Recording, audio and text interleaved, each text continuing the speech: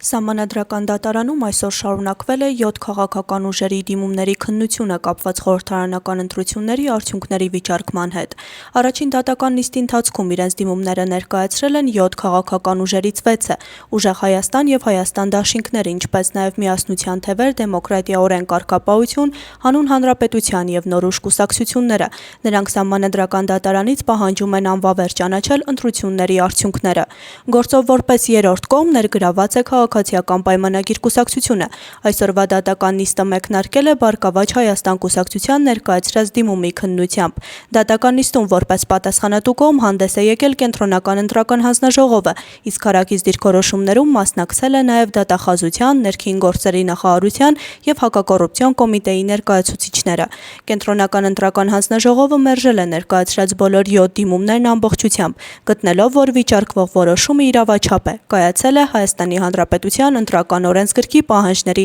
պահպանմամբ։ Դիմողները շնորհակալություն բարեհաճանալով, բայց ես բարձր դատարան ես կավարտեմ իմ խոսքը, ասելով, որ այսպիսով պատասխանող կողմը Կենտրոնական ընտրական հանձնաժողովը մերժում է ներկայացված դիմումների բոլոր 7 դիմումները ամբողջությամբ։ Գտնում է, որ վիճարկվող որոշումը մեր Կենտրոնական ընտրական հանձնաժողովի վիճարկվող որոշումը իրավաչափ է։ Կայացրել է Հայաստանի Հանրապետության ընտրական օրենսգրքի պահանջների պահպանմամբ, ուստիև խնդրում ենք դիմումները մերժել, իսկ Կենտրոնական ընտրական հանձնաժողովի 1406